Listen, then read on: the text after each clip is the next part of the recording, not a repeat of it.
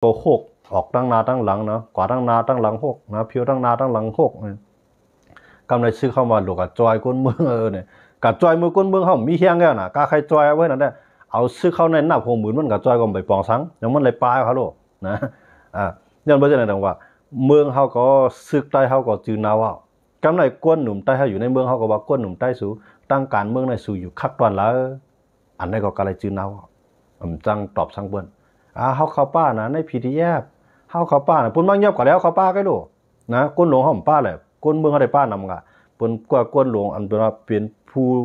อ่อนหัวเป็นผู้กุ้มกำเป็นจอมปองซื้อลงผู้เว้นผู้วางแผนการซื้อการเมืองเนี่ยมันป้าเขาแหละในใต้ในกับด้วยเขาแหละมีก้อเขาด้วยนะในจุ่มไหลก็มีก้อมันอันป้าใต้ได้ป้านำกะในขางก็มีหนามใต้ได้ในตาอ่างก็มีหนามในว่าก็มีหนามในธนูก็มีหนามใต้เปิ้นเอาปลาโอ้ก็มีหนามในใต้ดอกใต้ก็มีหนามป้าได้ป้าไปกูคักตัวน่ะก็กับเปิ้นเอาเฮาเปิ้นยอบเฮากว่าเปิ้นติ๊กเตียงเอากว่าให้เปิ้นยอบกว่าเก็บกว่า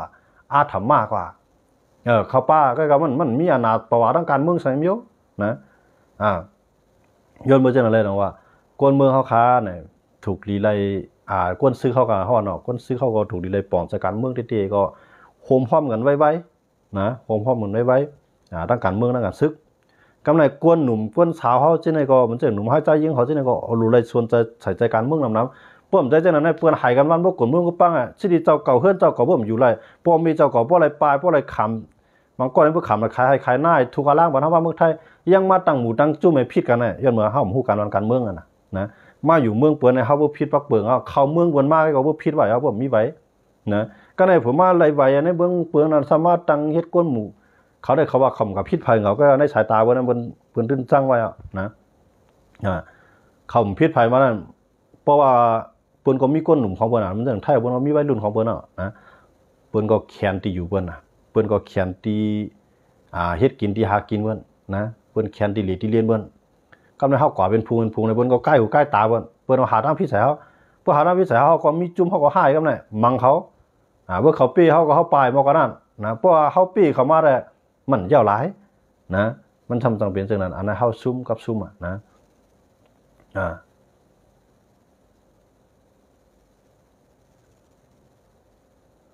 ลาดป้อตายก็มีลองสังนั่นได้มีก็นั่นได้อยู่ดีออกใจหาไกเนาะนั่นก็ปลาหานั่งห้ามหูอะไรมีได้ห้ามหูอันเฮาฮู้ได้หมดเลยได้ก้นเมืองได้กินเจ้านะผมฮู้สังได้มันเป็นสังร้อนเขาลาดเอาเนื้อขาวเนื้อรวบมันใจก้นเมืองตึกโจนะตึกเป็นป้อยเป็นล่ามใช่ของมันฮู้การเมืองคั่นนะอันนั้นได้อยู่ในไผก็เฮ็ดไรป้อยล่ามในเมืองไทยก็เปิ้นก็ปานเฮาเฮ็ดเราได้แล้วลองป้อยนั่นยันมันเป็นไล่ๆเอาเงินในทองออกมาจ่ายไงไผก็ปานเฮ็ดอยู่ในเมืองขี่ก็เฮาเฮ็ดได้เราแล้วป้อยนะอยู่ในปางสร้างก็ว่าเขาปานเฮ็ดเราได้แล้วลองป้อยนั่นก็อย่าไปเป็นป้อยการเมืองอย่าไปเป็นป้อยปางกลุ่มอุบกันลองตื้อลองคือลองจาเฮานะย้อนเบิ่จังนั้นเนี่ยย้อนเบิ่จังนั้นนะว่าเฮาคามาด้วยเนี่ยเฮาคามาด้วยเพราะว่าคนเมืองเฮาเนาะคู่การเมืองเนี่ยก้นกูก้อนที่เฮาเลยทบปัญหาในย้อนเบิ่การเมืองหั่นนะการเมืองเนี่ยมันเกี่ยวข้องกันหมดว่าการซึกเนี่ยการอยู่การกินเฮาเนี่ยนะการต่อสู้เฮาเนี่ยการห่มรวมเฮาเนี่ยมันเป็นการเมืองหมดขนาดนั้นว่าการเมืองหั่นนะมันจะว่าก้นที่เฮ็ดการเมืองหรือเฮ็ดปาร์ตี้ก็ก้นที่เฮ็ดการเมืองเลยเป็นตับซึกก็หรือยิบฟองมันจะนะเฮาเป็นก้นเมืองก่อนหรือผู้การเมืองเพราะเฮาผู้การเมืองเนี่ยเมืองเฮาบ่อยู่ยามอกกันนั่นเนาะเปิ้นมาเอาไผเอาหน้าเฮาเปิ้นมาเอาเครื่องเอายี่เฮาเปิ้นมาหายบ้านๆเฮาบ่ห้ามเฮายังตึงมาตั้งหมู่ตั้งจุ่มให้ผิดกันในเมืองเปิ้นในเพราะผู้การเมืองเฮาได้เฮ็ดค่ะเฮ็ดเฮาลีอายเปิ้นนะเปิ้นว่าเฮากว่าได้เป็นพุงเป็นเกขี่รถปิกป้ายเอาเนาะรถใหญ่รถลงใส่โตหลังๆตาอาทิตย์เมืองเปิ้นนะตัวหนังเมืองเฮาอยู่เมืองเฮาเปิ้นยังเฮายังผิดเฮ็ดนั้นนะมาอยู่เมืองเปิ้นในแค่หนาค่ะหรอกนะก็ห้ำอะไรกำมาห้ำหูการเมืองได้พวกปองซื้อคือจังได้พวกปองปอพี่น้อยจังได้เกียรติคิดซื้อคือวันเมืองให้จังเนี่ยอะไรสนใจดีนะย้อนเมืองห้ำสนใจการเมืองห้ำสนใจการเมืองพวกมีไต้กอได้เสียพวกก็มีเหล่ากินในกระป๋อมีข่าวใส่ต้องใส่ไส้กระป๋อพวกไผ่ไม้ในคาดหนามังไปแท้เห็นอย่างนี้ก็ในพวกบนมังว่าพวกด่านไก่ตกน้ำมันก็ในพวกมังเงียบไรเอาไหนก็ไม่ได้งอยจอยเอาก็ไม่นะมือเจ้าเขาถึงมีไต้กอได้เสียได้ให้นะให้พร้อมได้เตี้ยงพร้อมได้ยื้อว่ามีกองข่าวกองยื้อว่ามีเมียเลี้ยวข่าวเลี้ยวพันนะพวกมันกว่ากล้วยมันได้ยีลมรอมาก็ไม่นะหูโคตรต้นลานะก็ไม่นะมันเจ้าในเบิ่นห้องว่าก้นให้นะมันเป็นก้นตีก้นถือ นะอำทอมปอทอมมีอำไรว่นว่าปอมีที่ไม่ใจอำไรว่นว่าจื้อคือเขาได้เป็นจื้อหืออำไรว่นว่าบ้านเมืองเขาได้ซุ่มกับวันเพอได้มาของเขาเนี่ยอำไรว่นนะบนห้องก้นตื้อค่ะนะจะไหนเขาทบมายาวตายเขาค่ะลูกหลานเขาค่ะก็เปิ้นเอากะใจกินเลนอันมีตื้อตั้งให้หลอดออกมาอยู่ในวันเมืองเปิ้นก็สิว่าได้มาจู้หอมแห้งให้ปกป้องพ่อตัวเก่าปกป้องพ่อมีเจ้าเก่าปกป้องนาเฮือนเจ้าเก่าปกป้องแผ่นดินวันเมืองเจ้าเก่าเนี่ยใช่ไหลเงินมาไอ้ก็มีก็ได้เลี้ยงคำไหนเฮากว่าทั้งนั้นเฮากว่าทั้งนั้นเนี่ยเอาตาเกี่ยวหลอกก็แค่กำไรว่าเราเข้าต้องมาต่อซากขึ้นโหยนะไอ้มันคัดก่อนนะยามเป็นผู้เขียนเฮาเนี่ยนะไอ้มันคัดหนาตัวหน้าเขามันก็ห้ามมั้งนะกว่ามันก็มั้งเพื่อกับมังวันในปุ๊บปีวันในติแค้นอีดอนนะผมเอาบนตายก็ได้ยาวปีนั้นก็เปิดกระตังตำรวจมั่งยาวไปนะพวกกันพวกกันในพวกเขาเปิดตายมากนะได้เขาก่อนหนาเข้าก่อนหนาก้นเกี่ยวข้องก่อนหนาเบิ้นใต้เนี่ยหนาก็เนี่ยเบิ้นใต้เอาจื้อลูด้วยเนี่ยกับหาการหางานนะเบิ้นใครห้าบอกก็นะให้การให้งานเบิ้นใครห้าบอกนะพี่น้องเขาเมื่ออำลาละเกี่ยวมาถอมเปิ้นให้สังเนี่ยแม่นครับพี่น้องเขาตอบกันก็แคมขนาดนะความคนไหนนะแคมครับอย่าเบิ่งเลยอ่อนกันม่วนด้วยเขาแหละที่เข้าร้านเนี่ยต้องมันจะลองเต้นะตีลีนเฮาตีไฮตีหน้าเฮาโคปู่หมอนายาเฮาเปิ้นยาปานนะผมเคยขึ้นเรือทั้งนะอยู่เฮือนเฮาลีกินข้าวเฮาลีเหตุการณ์เฮาลีเปิ้นยังมาหิหมอของเฮากำไรเฮาใครเปิ้นหิมาเฮาขามไรเปิ้นมาอยู่ในเฮาเฮ็ดให้เนี่ยเฮาอ่อนกันลูกเขาปลายแล้วเมื่อมีก็ถูกกันมาขายสายคอขายมองกล้วยขายปีหูมีอย่างขายนั่นเนาะเมื่อกับเมืองไทยล่ะเนี่ยเมื่อมาเมืองไทยก็ติดต่อหาปีหาน้องนะเป็นปีเป็นน้องมาถึงก็การโจมหับตอนมีก็มาเอาเลยเงินก็ได้จ่ายปานเพื่อเมื่อเฮ็ดอะไรเมื่อไรมาเตียนขึ้นหมู่นั่นนะเผื่อมาตั้งหมู่ตั้งแก้งตั้งจุ่มให้ผิดกันนะครับนะอันตั้งจุ่มนั่นสิว่าคำลิงกับก้นดีก็ป้าว่ามันก็ยากก้นอำดีนำเลยใส่ก้นดีเบียดนั่นน่ะมันป้ากันลงกับไหนนะต้องว่าเมืองเฮาบ่อยู่หยาบอยู่ยาวเฮาซ้ำแต่มาเฮ็ดให้กวนในเมืองเฮาเนี่ยกวนเฮาอันปลายมาในเมืองเปิ้นเนี่ยตีอยู่หยาบซ้ำเฮาแทงอันนั้นก็อ่อนกันห่วงด้วยลีๆค่ะหมู่เหลือในเมืองเฮาคาที่ในห่มรวมดีหนาวนั่นแน่พี่น้องเขาจี้ไม้เวียงค่ะโล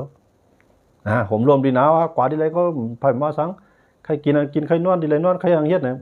หมู่เหลือในจุดตัวค่ะกวางไหลบ่ออกตั้งอะไรกำจุ่มอยู่กองกลางจุ่มในจุ่มอยู่กองกลางจุ่มนั่นเนี่ยบ่ได้สิตีไว้ละเสียมเลยคั่นน่ะตายได้มันไปมันเปิ้น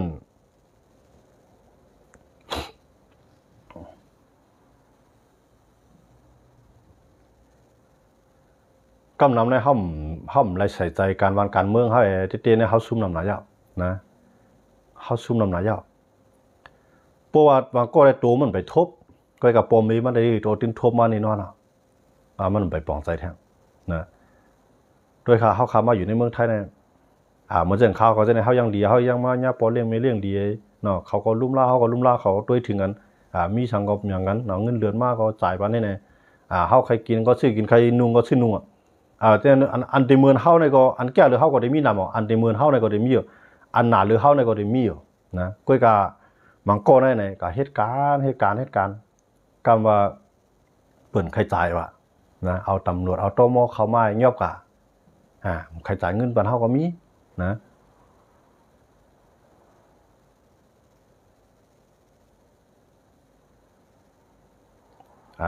ย้อนไปจังนั้นว่าอ่อนกันพี่น้องซื่อคือใต้เฮาขออ่อนกันบ่นใจกันบ่นด้วยดีๆใต้เฮาเนี่ยหรือสิว่าเฮาฮักกันหรือสิว่าเฮาพร้อมกันหรือสิว่าเฮาจอยกันเฮามีตั้งเลือกตั้งหลายแทงค่ะเมืองเฮาเนี่ยกูจุ่มๆเนี่ยสังว่าใต้เป็นจ้างก็มาคอนมาในมาป่ามาจะลาวในหลักแข้งหลักขาหลักหน้าหลักหลังบ่จ้างตรงนั้นตู้ใหญ่ดันที่ก็จังล่มลง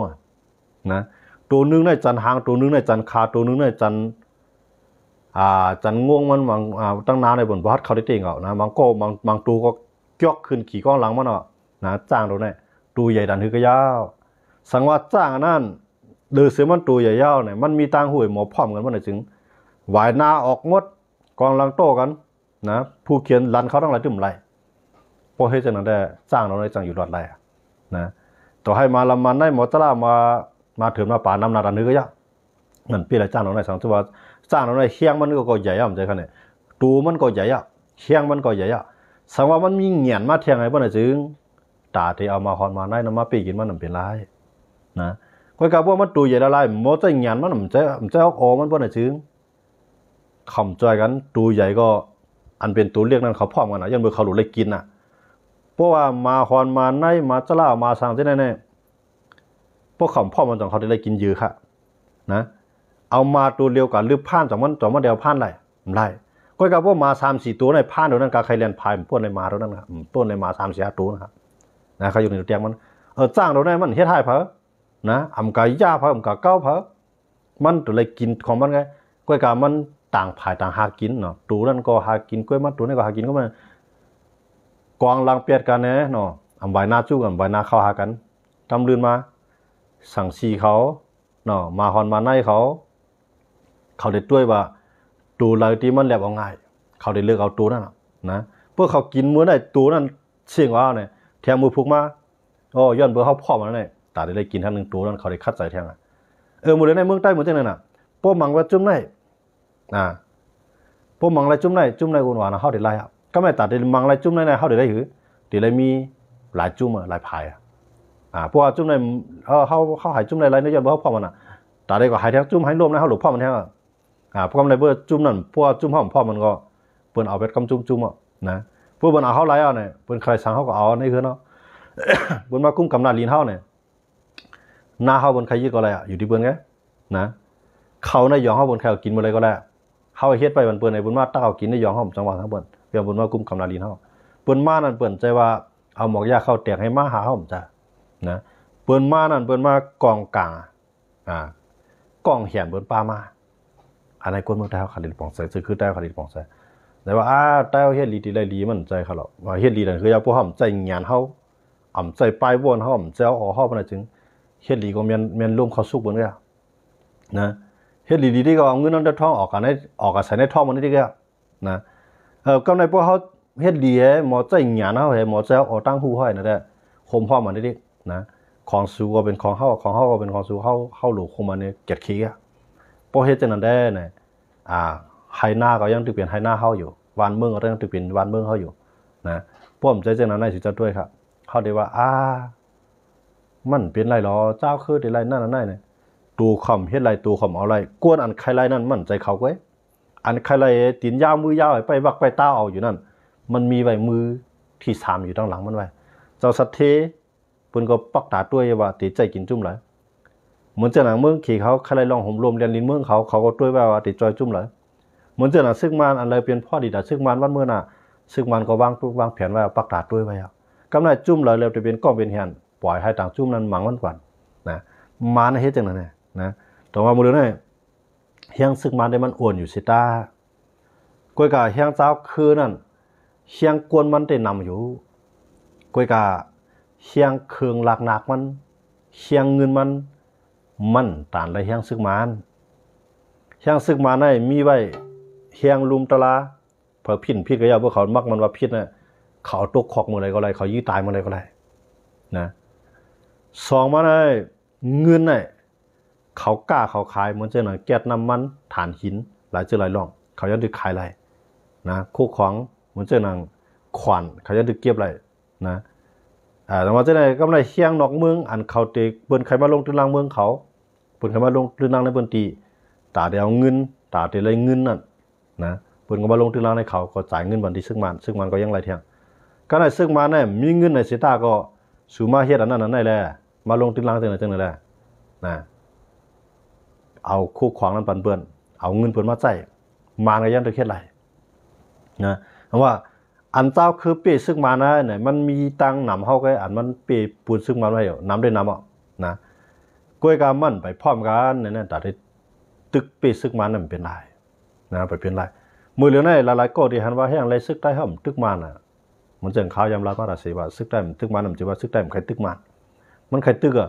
มองว่าซึกได้ตึกนะจุ่มเลยตึกก็ยาวมันได้กึดต่อต่างหมู่ต่างจุ่มเช่นนั้นแล้วก็เตมามังใต้เอาตีปื้นตีหลายปื้นตีเช่นนั้นอาปันต่างหมู่ต่างจุ่มยิบกุ้มกำกว่าพวกต่างหมู่ต่างจุ่มยิบกุ้มกำไรเนี่ยเขาได้มังบับกวนเฮานะพวกมังเป็นกวนเฮาเอ็นแห้งเฮาก็อยู่บ่นะกวนอันเรียกตับซึกอยู่นั่นเป็นคนเมืองกวนอันมาเฮ็ดซึกอยู่นั่นเป็นคนเมืองพวกบนยึดกุ้มกำคนเมืองเฮาไรเนี่ยต่อให้มีตับซึกอันนี้ก็ ปีเป็นหลายพร้อมกันนะเพราะเขามีตับซื้อให้พร้อมกันแกดเคโหมลมมันก้นเมืองเขาไหลก้นเมืองเขามีข้าวยามเกิดลูกมีข้าวยามพวกปองลูกหลานมีข้าวยามหาเงินมีข้าวยามหาปิ่งหยาเมื่อนั้นจะเป็นเอ็นแห้งลงตับซื้อเขากันได้ดีครับนะเพราะว่าห้ามมืออย่างมือเลยนะห้ามลุ่มลาก้นเมืองเขาไหลแกดเคโหมลมมันก้นเมืองเขาไหลเนี่ยอีสังจะเป็นแห้งซึกได้เขาวันเมื่อน่ะนะใจใหญ่มานเดปันหาดังใจแถมมีวันมันนะใจใหญ่ไทยเนี่ยขากันรีบเห็นตัวมันเปลี่ยนไรนะไทยเขาก็เปิ้นเอาเข้าเปลี่ยนควันเต้าไว้นะควันเต้าอันวานั้นน่ะมือเฮียงเปิ้นอ้วนนะหลุดเต้าหลุดลูกหลุดกว่าหลุดไปนะแต่เลยใจใหญ่ควันเต้านั่นน่ะควันเต้านั่นน่ะย่ามือเพกเขียนมาเนี่ยมีสังล่าเนี่ยเอาควันเต้านั้นปล่อยแหมือก็ยังไรนะว่าคนเมืองใต้หมดเลยนะตับซึกใต้ก็เลียมันตึกเป็นควันเต้าเบิ่นไงนะพวกเรามันมีการมีขันเอาก็มีก็มีรถเข็นเอาดูควันเต้านะรถเข็นไว้แล้วก็ควันเต้าก็บ่นไว้กาขันมันนะฮะก็ในมือย่ามันได้ล่วงรถเข็นมันรถโทมันนั่นน่ะมันหลูกควันเต้าหลูกกันหลูกไปมันได้คุกจะได้ควันเต้ามื้อนั้นขึ้นฮะเพราะว่ามันมีตัวเต้นมันน่ะควันเต้าก็อิงไว้ก็มีพรดีฮะหมดเลยในคนเมืองใต้ค่ะตับซึกใต้ค่ะตึกเป็นควันเต้าเบิ่นไงก็ในกูบ่ซื้อเขาตับซื้อเขาเป็นควันเต้าเบิ่นบ่น่ะจึงกวนมือเขาขาโน่นแค่หนานะเป็นควันเต้าผมกล้ากวนมือเขาน่ะเปลี่ยนเข้าเป็นพักเป็นปลาเพิ่นน่ะเพิ่นเคยกินมื้อละหามื้อนั้นน่ะนะ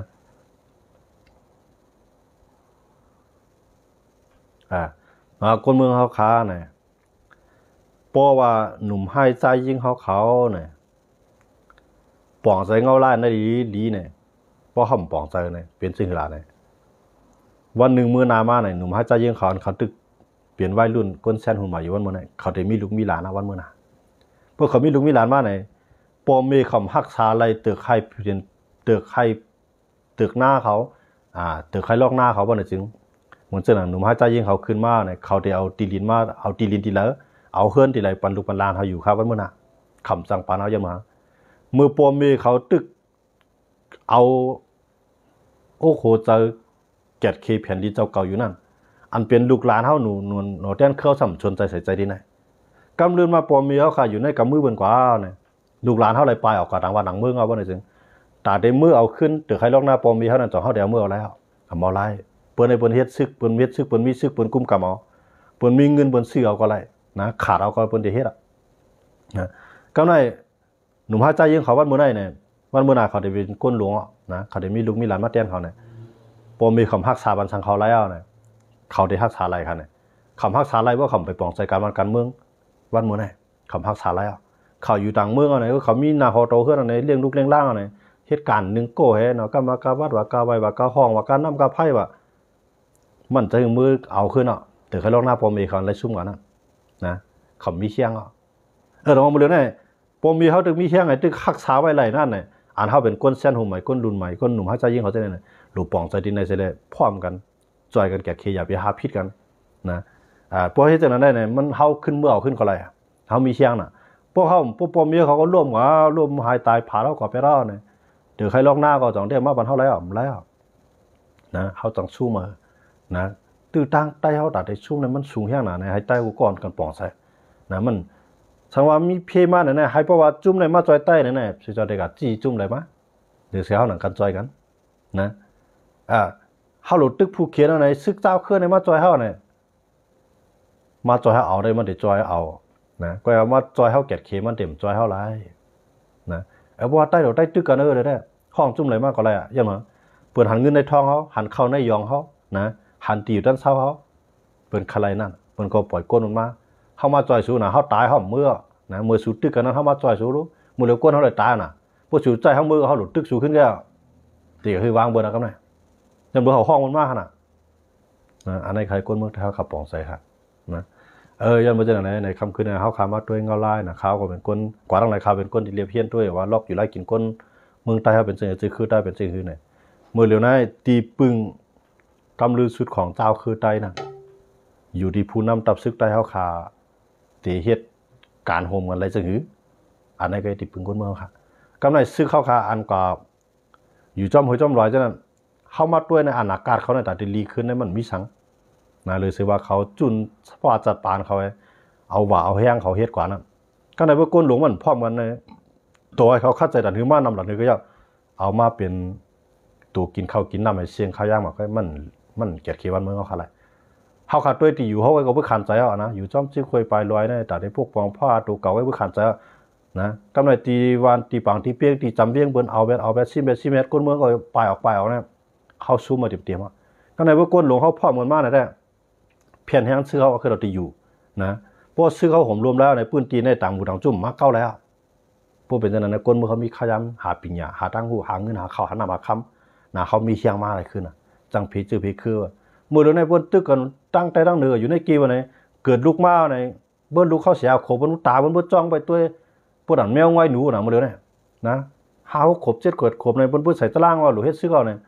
ปุ่นไปตัวเอาน่ะนะกำไรเข้าเป็นปอเป็นมีได้แต่ห้องใครปันกว่าใครปันกว่านะเขาเดี๋ยวหาตั้งเลยก็ปลายกับทั้งหลายดีนะมันก็ได้ปลายอยู่ยันกุนิปิโตวะนะมันก็ได้ปลายกับแล้วเมืองไทยมันก็ได้ปลายที่เมืองขีวะนะมันก็เจ้าคือจุ่มในเจ้าคือในมันเขาผมรวมไรในก็ปลายกับอยู่ต่างจุ่มอยู่จอมต่างเจ้าคือไปเลยลูกเขาใหญ่มากปันบนใจครับอันในก้นเมืองเขาขาดทบเด็ดทบนะอันทบยาวก็มีเด็ด10 ทบกว่าทั้งในก้อนน้ำอันให้ก้นเมืองดาวขับปองใส่ลองใหญ่ที่สุดนะเนี่ยปัญหาการเมืองก็ดีปัญหาการอยู่การสร้างการเศร้าปัญหาตาซื้อเครื่องขาดแต่ได้เกขายอะไรนั่นเนี่ยอยู่ที่ตับซื้อเขาขาดที่เป็นกากซอปืดผุยบันซื้อคือได้อะไรจังหื้อเนี่ยอันนี้ก็ย้อนได้ฝากปันพูนน้ำเขา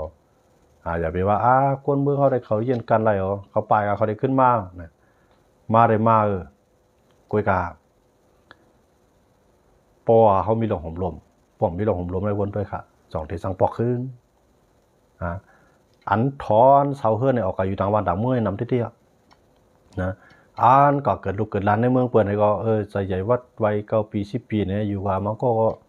ไรวัยไทยกว่าอย่างนี้ก็จังมือเขานะมือก็มือเหลียเอาเมืองเข้าเป็นตีหลีก็ว่าวันเปืนขึ้นใหญ่ก็ริมเพราะว่าเมืองเขาขึ้นใหญ่มันก็ได้เป็นเพราะว่านักท่องเที่ยวเนาะเดี๋ยวมือเหลียมือเลียนะเพราะมันขึ้นใหญ่เนี่ยก็มันก็ลัดเครื่องกัดด้วยค่ะล้วนเต้าอันว่าไรวัยไทยวันหมดนั่นนะตาเขาลัดก็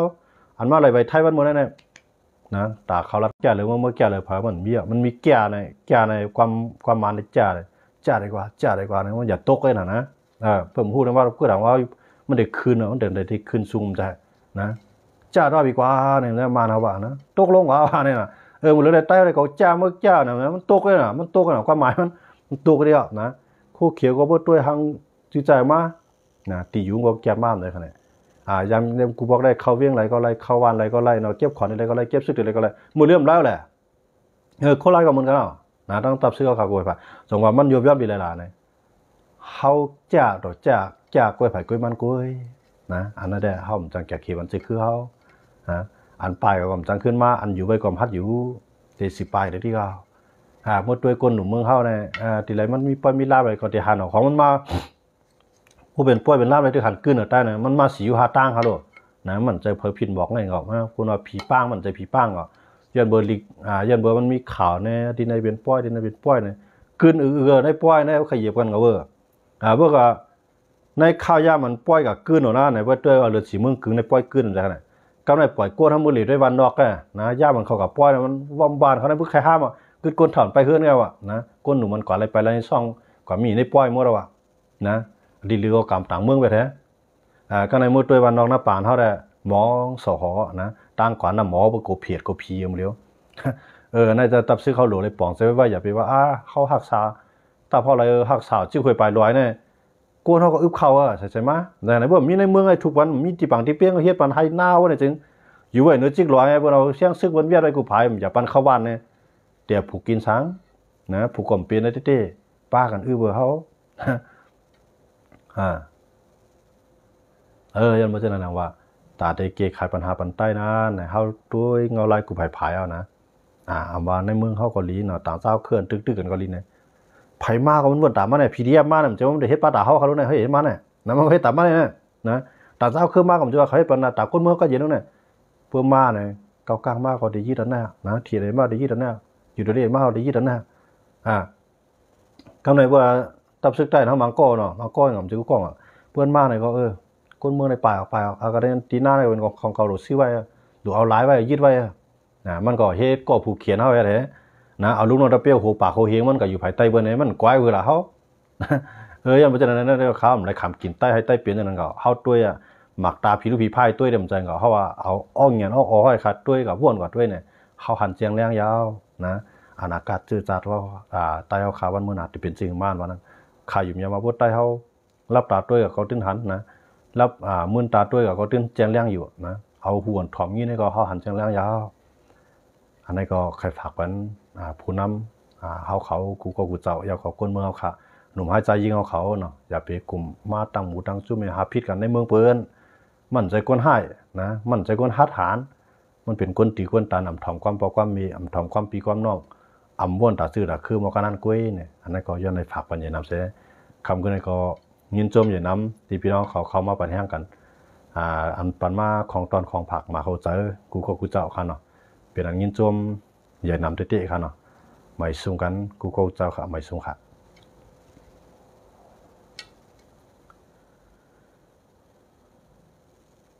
กำพองก็เปิดไรปลายย้อนเปิดซึกได้เขารู้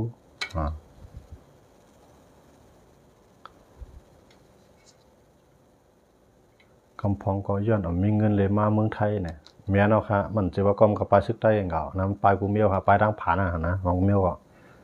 ยินโหมจมอยู่อ้อนะครับเนาะเอาค่ะยินจมเหมือนกันเขาคำคือใดก็เตรียมปอดตอยมันยาวคำมันถึงเอาค่ะเนาะจะเหมือนเนี่ยออกข้าวตามว่ามันเนี่ยเขาลดหกก้าทั้งวันข้าวร่าง3-4 ชั่วโมงเนาะก้นมวยเนาะเดนอนหรือหืออิดอ่อนค่ะเนาะเดนอนหรือหือกวันเนี่ยจึงก็ยินจมพี่น้องเขาแทงกำนึงค่ะเนาะไม่สูงกันกูก็กูเจ้าค่ะไม่สูงค่ะ